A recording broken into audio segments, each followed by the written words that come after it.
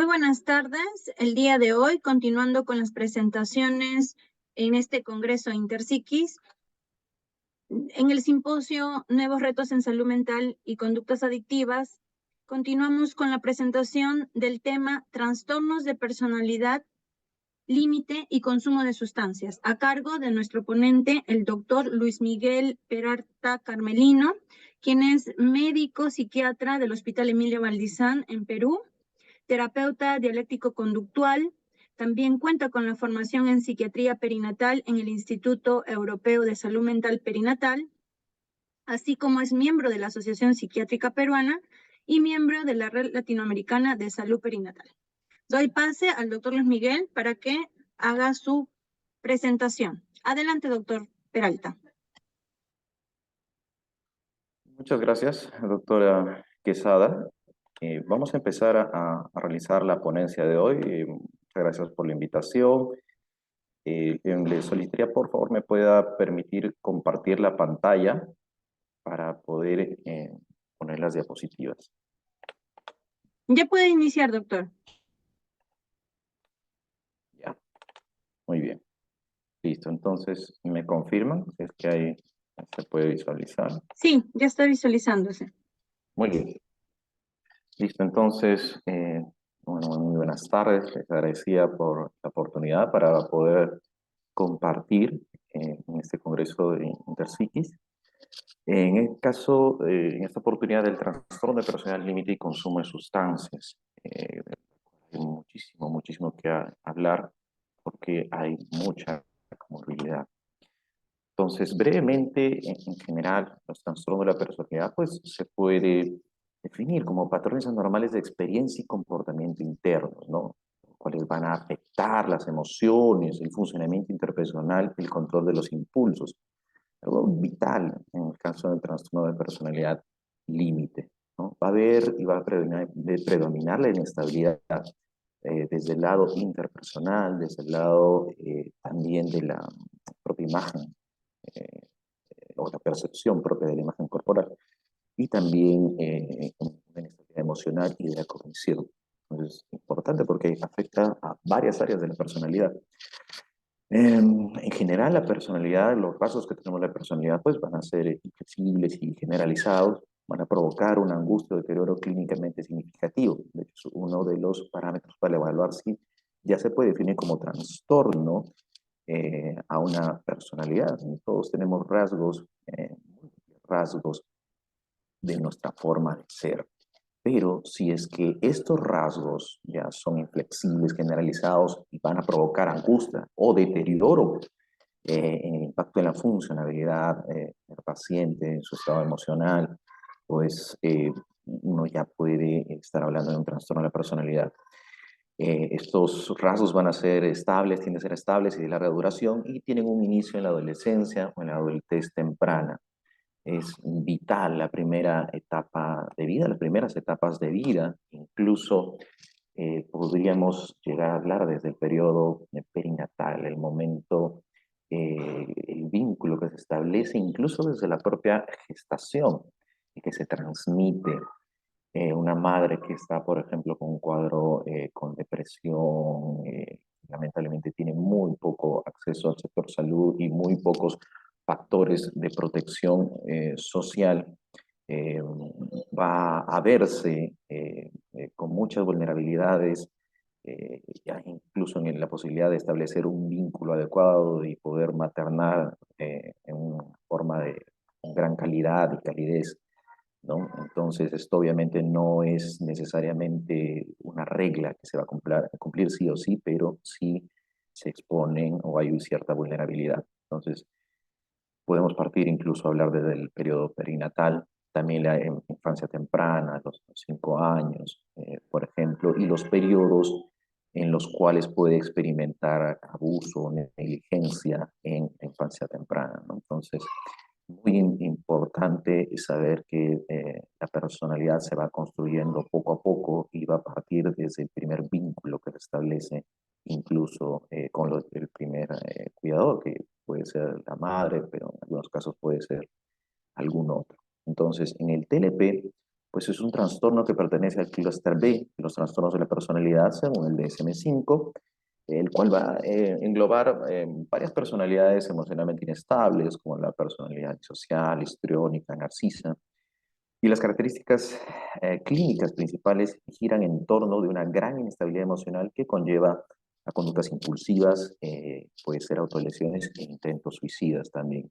Aunque esto no necesariamente es patognomónico, ¿no? No necesariamente que si todas las personas realizan autolesiones, ¿no? O es digamos, una característica definitoria para ser catalogada como trastorno límite de personalidad, ¿no? Entonces, como conversamos, pues el TLP está dentro de un gran grupo y lo real, en la práctica real, es que se comparte varios rasgos de TLP con algunos otros del propio grupo, o tal vez de los otros grupos, pero es más frecuente con el propio grupo.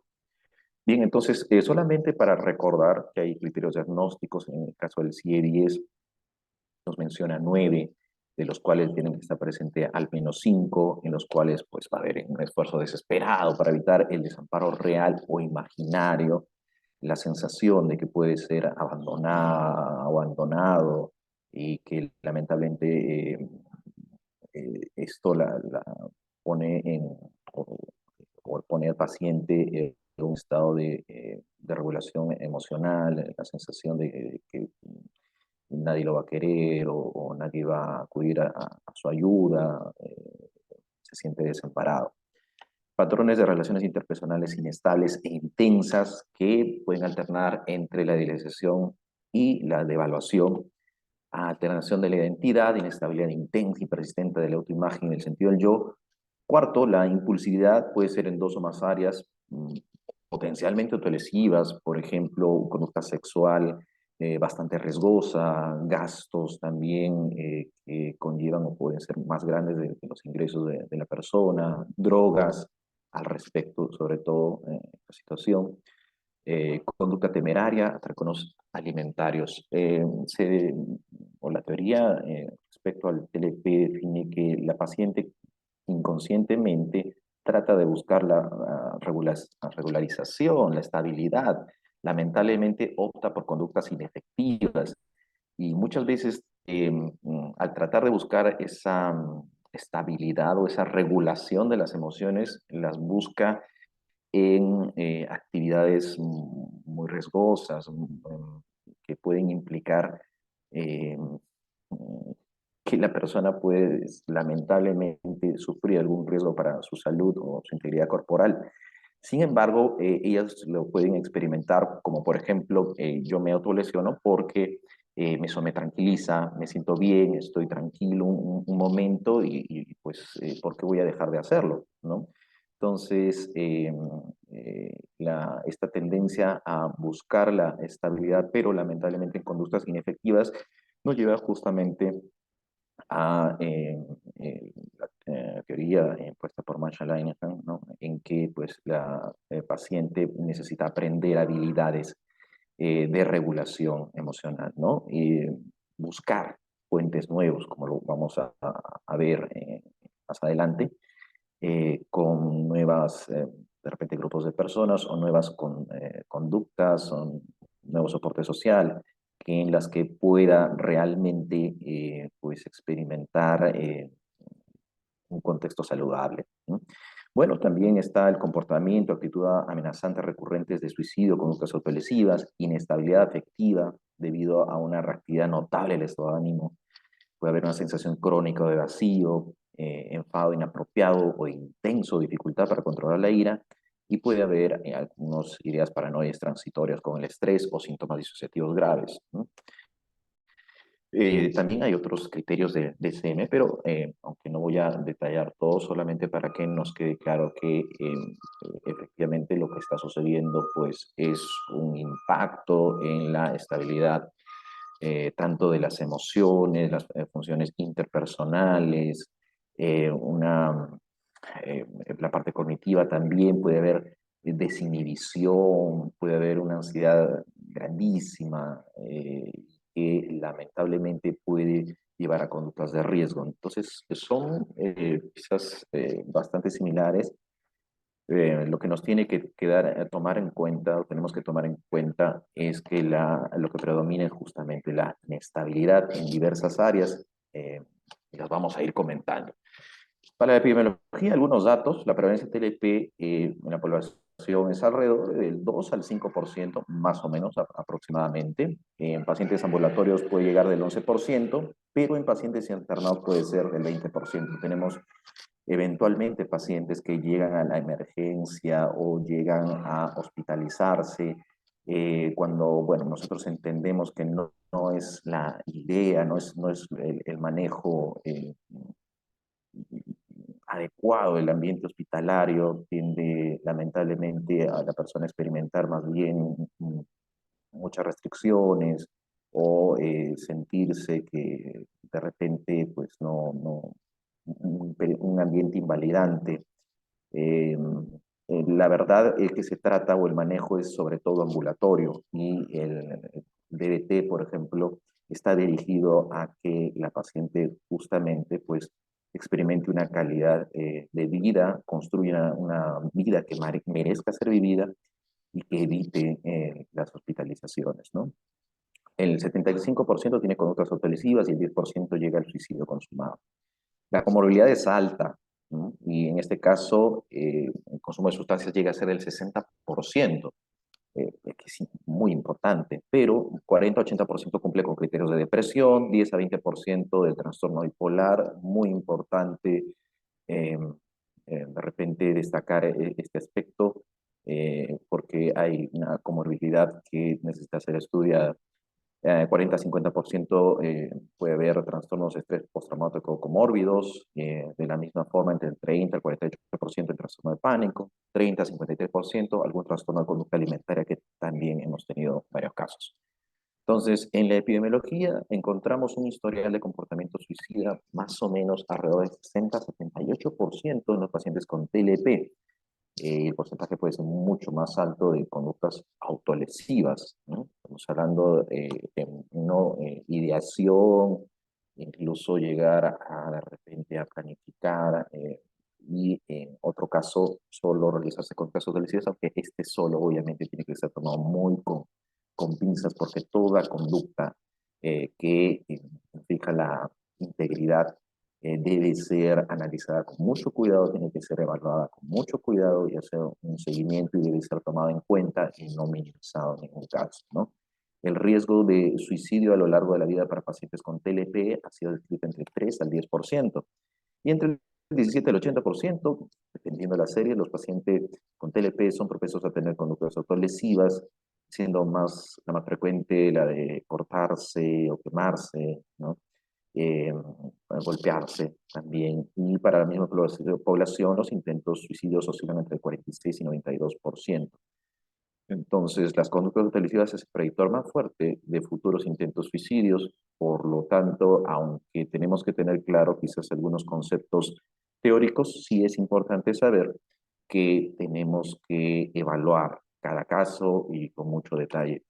Diferencias de género, pues es algo importante, porque en muchas series y muchos libros incluso, destaca la literatura o clásicamente, que en el caso de mujeres pues la prevalencia es un poco más grande que el caso de los varones, aunque esto ha sido un poco ya cuestionado cada vez más, ¿no? De acuerdo a la literatura clásica, menciona que aproximadamente 3 mujeres diagnosticadas por cada hombre, en el caso de TLP, ¿no? Esto por el APA en el 2013. Pero cuando se compararon hombres y mujeres en términos de frecuencia de diagnóstico, tanto en entrevistas estructuradas, por ejemplo, el DSM, SM4, como el PDI, que es Personality Disorder Interview, pues realmente lo que se observó es que no surgieron diferencias significativas de género. No obstante, sí encontraron algunas diferencias entre ambos. Por ejemplo, que las respuestas de las mujeres al ítem relacionado con las relaciones interpersonales caóticas e inestables quizás es un poco más prominente, pero los hombres tendieron a ser calificados ligeramente más alto para los criterios relacionados a la impulsividad, sobre todo en el control de la ira e inestabilidad afectiva. Esto que incluso puede llegar a ser quizás un poquito, de repente, no sé si podríamos hablar de la palabra estigma, pero tiende a hacer pensar mucho a la persona que está enfrente evaluando al paciente, si más bien en el caso de los hombres, es más para lo disocial, y en el caso de las mujeres, sí es TLP, ¿no? Entonces, esto creo que tenemos que tener mucho cuidado en solamente catalogar o por frecuencia o por algunas conocimientos muy clásicos que quizás tenemos que ir más bien investigando más. El modelo biopsicosocial de la etiología del TLP de Linehan sugiere que la tasa de trastorno eh, de TLP, borderline, entre las mujeres es una consecuencia de varios factores. Por ejemplo, tasas de abuso sexual entre las mujeres, y que también culturalmente hay mucha invalidación en el caso de la mujer, mucho sexismo dirigido a niñas, por ejemplo, que no logran ser apropiadamente femeninas, o que, por ejemplo, si quiere dedicarse a la mecánica, al fútbol, no, eso es más masculino. Entonces, lo que habla Linehan, por ejemplo, es que en caso de mujer, culturalmente a veces tienden a ser más invalidadas.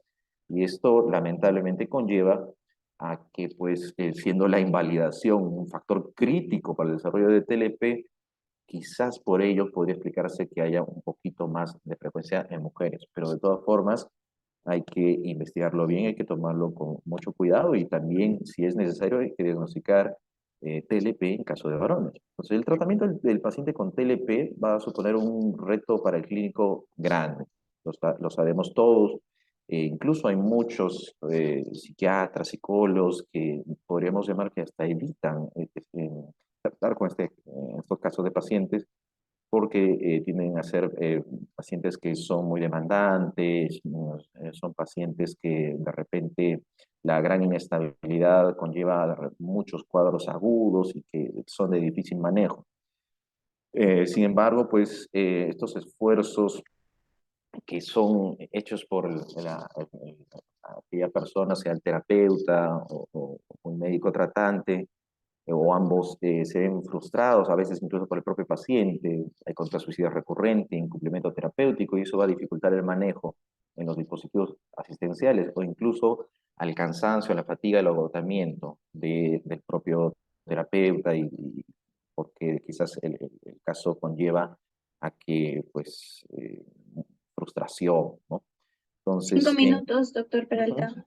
ahí tenemos que tener mucho cuidado. ¿Bien? Entonces, la teoría biosocial para el TLP nos habla justamente de que hay algo muy importante que tenemos que investigar, que es la sensibilidad emocional y que es algo más biológico. Eh, Podemos partir de la vulnerabilidad biológica, es el componente hereditario, y el ambiente invalidante. Es decir, una persona para llegar a la desregulación emocional debe tener ambos, y en los que tenemos que hacer énfasis en cuanto a la evaluación. La paciente ya está o el paciente ya está en un ambiente invalidante y la vulnerabilidad biológica, ¿no? Esto nos va a llegar a la desregulación emocional. Entonces, algo importante es que a diferencia, por ejemplo, ¿no? Perdón, en el caso eh, de las emociones que experimenta una persona que de repente no tiene TLP, es que la duración de la emoción, podemos ver en morado esta línea, puede subir en intensidad y después bajar, o sea, sube, todos tenemos emociones, todos podemos enfadarnos, en fin, y después baja, dura un tiempo y tiende a disminuir. En caso de TLP, en línea roja podemos ver que sube abruptamente, no sube de a pocos, sube abruptamente y baja muy lentamente. Hay alta intensidad y lento retorno a la calma. El ambiente invalidante también, todo sobre el contexto, la primera sociedad o el primer ambiente puede ser la familia, incluso rechaza las respuestas del individuo, le dice tú no sirves, siempre haces lo mismo, estás haciendo todo esto para llamar la atención, que lamentablemente refuerza intermitentemente la escalada emocional. Trata de regularse, pero recibir esta invalidación, sube más la emoción o sobresimplifica las cosas, ¿no? Esto no es nada, yo a tu edad tenía más problemas.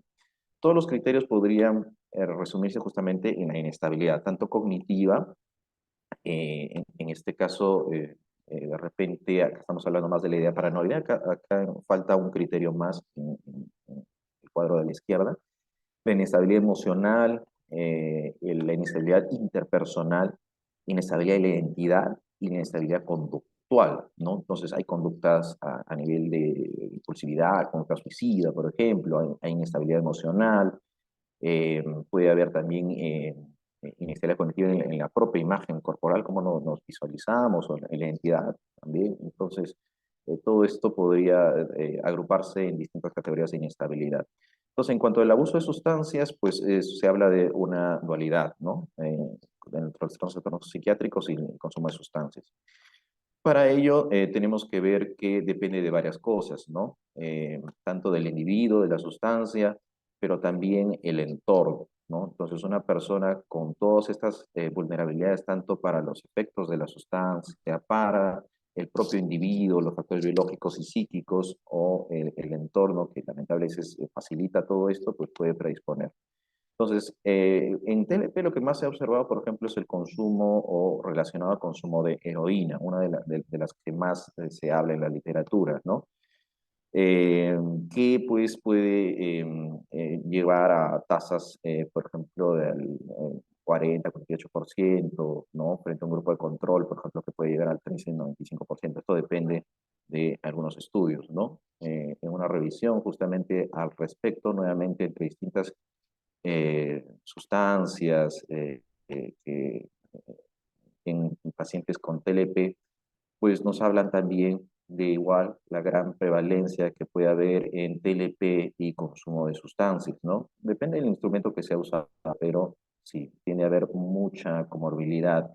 Puede ser con cocaína, con alcohol, puede ser con dependencia a opioides, por ejemplo. De igual forma, pero siempre se señala que pues, una de las sustancias más consumidas son los opioides, ¿no?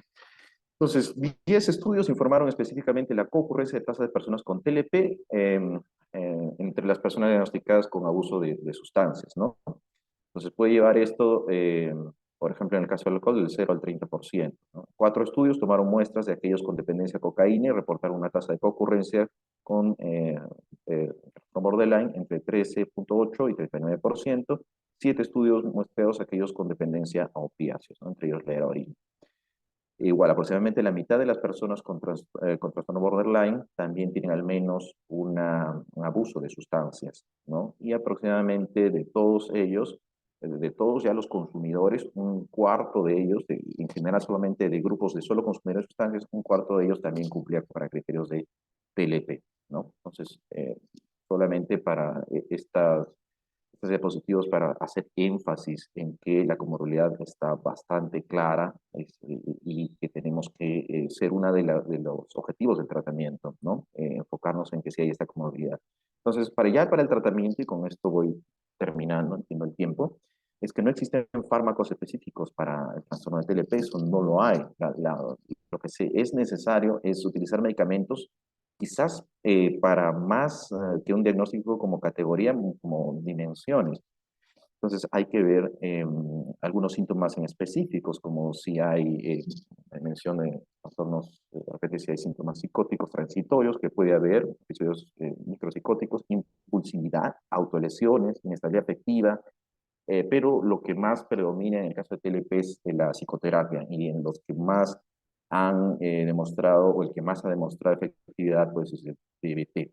Hay algunos medicamentos, entre todos los medicamentos, que señalan algunos estudios que la fluoxetina podría tener o podría ayudar, por ejemplo, en lo que es las conductas tanto de la depresión como las conductas de ira. También pues puede ayudar en la irritabilidad, en la agresión y en los cambios, ¿no? En las emociones. Carbamazepina, divalproato, quizás pues no mucho, no es algo necesariamente que debe usarse sí o sí. Igual la motrigina o carbamazepina, topiramato, salvo haya síntomas, sobre todo en el lado de síntomas depresivos, de repente nos podría ayudar más la motrigina, pero se puede usar, y a veces con la comorbilidad de uso de sustancias, pues algún estabilizador, dependiendo de la sustancia, ¿no? Puede ser valproato, topiramato, tratando de especificar cada caso, ¿no? Los antipsicóticos también muy poca evidencia, pero quizás podríamos hablar un poquito de la aripiprazol y la olanzapina como forma positiva, ¿no? Bien, solamente para lo último, en DBT pues hay 3 categorías de metas, ¿no? Están las conductas que atentan contra la vida, las conductas que interfieren con la terapia y las conductas que interfieren con la calidad de vida. Y en este caso lo primero que tenemos que abordar es las conductas que atentan contra la vida. Y las modalidades de terapia electroconductual pues están la terapia individual, el entrenamiento de habilidades, la consulta telefónica, terapia familiares y terapia de los propios terapeutas, que es necesario para la supervisión y el manejo del estrés como terapeuta. En adicciones, 2 cosas importantes. Reducir el descontrol conductual grave y 2, promover conductas más adaptativas y hábiles para funcionar en la vida. Recordemos que lo que nos está mencionando DBT es que el uso de sustancias se fundamenta más en buscar la estabilidad, pero no aparte, ¿no? O sea, trata en el fondo de, entre comillas, automedicarse, tratarse para estar tranquilo o estar bien, no experimentar esta sensación de vacío, esta irritabilidad, este descontrol, pero lo hace de forma inefectiva.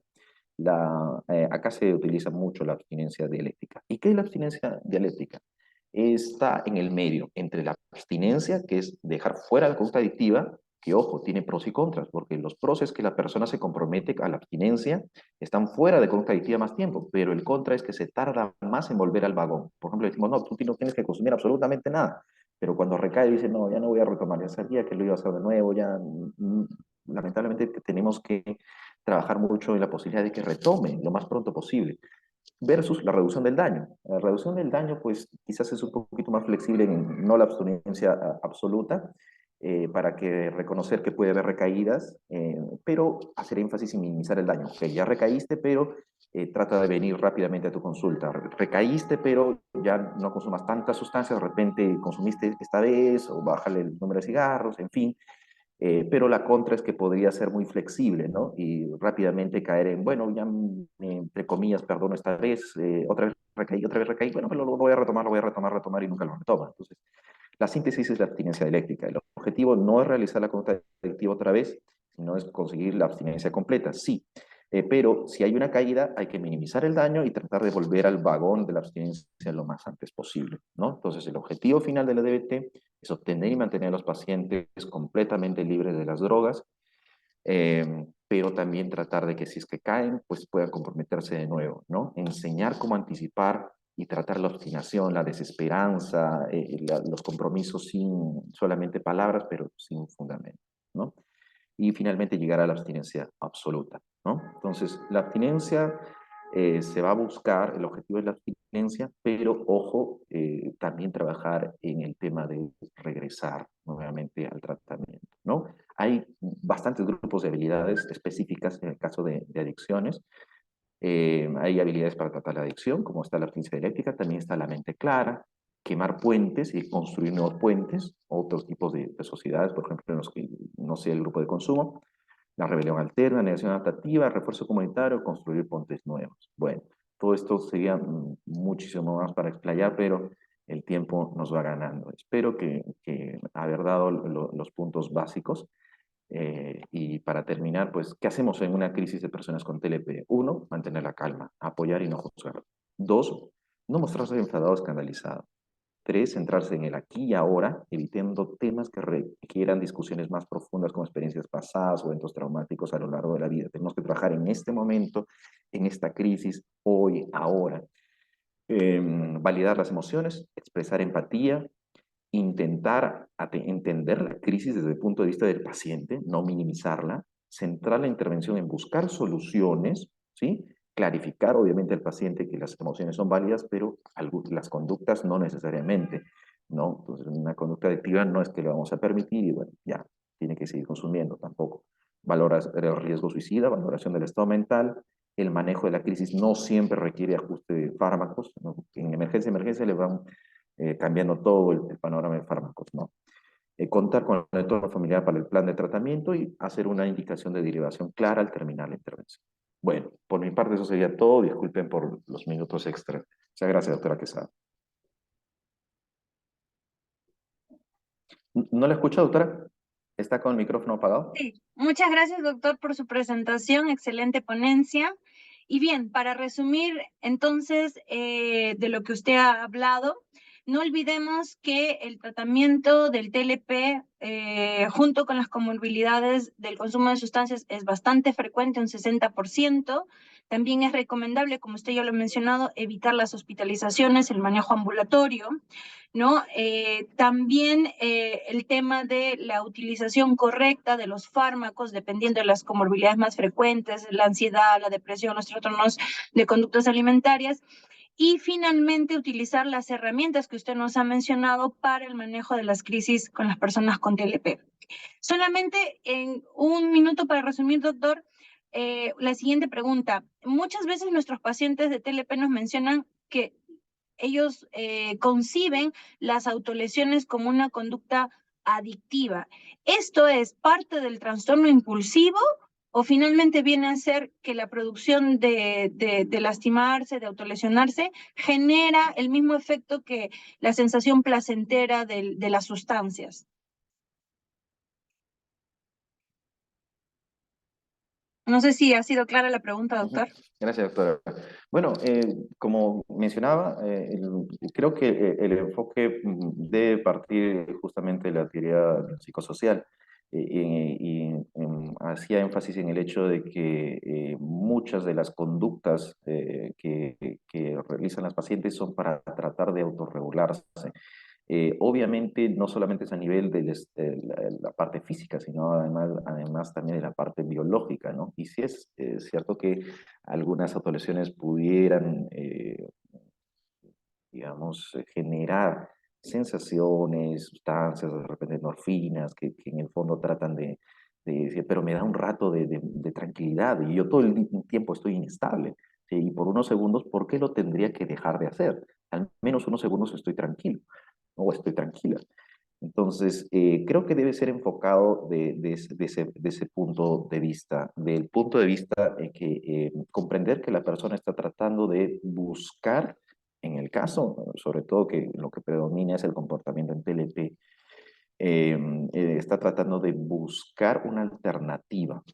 Entendemos todos que no es la mejor, no es efectiva, que va a hacer daño, que no tenemos que trabajar para que esto no suceda, eh, pero creo que no solamente tomarla como una conducta adictiva, a ser tratada aparte, ¿no?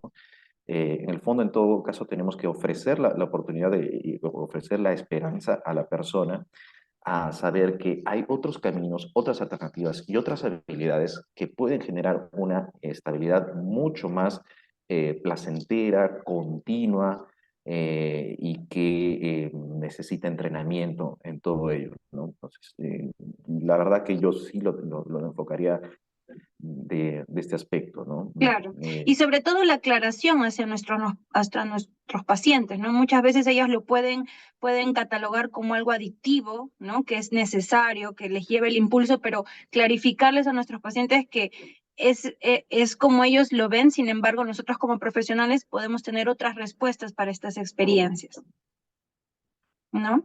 Que puedan de repente explicar un poco más por qué se desarrolla. Muy bien, muchísimas gracias a todos nuestros ponentes. Esperemos que les haya gustado nuestra presentación. Hasta pronto, doctor Luis Miguel. Muchas Gracias. gracias, doctora. Hasta Hasta luego. luego. Gracias.